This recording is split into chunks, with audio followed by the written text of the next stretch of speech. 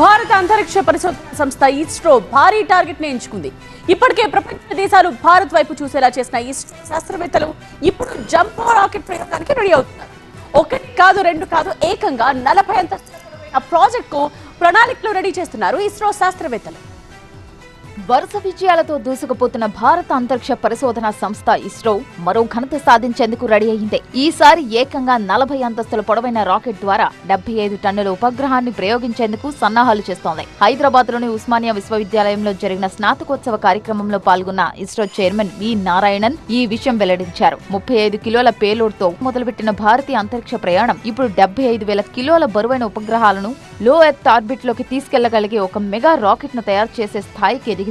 The first launcher, Abdul Kalam ji, what he built was 17-ton lift-off mass capable of placing 35 kg in the low Earth orbit. Today we are conceiving a rocket to place 75,000 kg in the low Earth orbit. 75,000 kg. The rocket is, I don't know in Hyderabad whether we are having 40-story building height. The rocket is of 40-story building height. That is the place we are doing.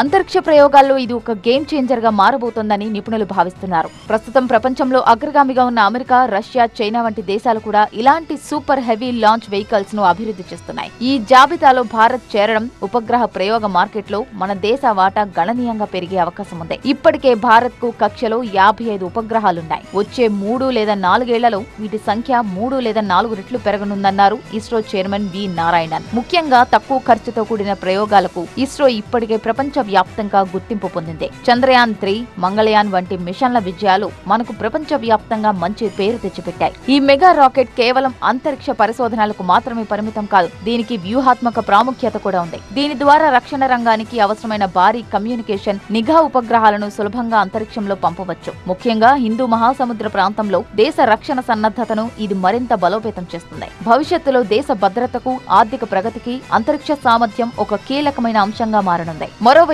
ISRO ఈ ఏడాది డిసెంబర్లో తన Gaganyaan 1 test machine ప్రయోగానికి కూడా సిద్ధమవుతోంది. ఇటీవలే axiom 4 machine ద్వారా తన అంతరిక్ష యాత్రను దిగ్విజయంగా పూర్తి చేసుకుని వచ్చిన శుభాంశు శుక్లా అనుభవం ఈ భారత తొలి మానవ సహిత అంతరిక్ష మిషన్ కు కీలకం కానుంది.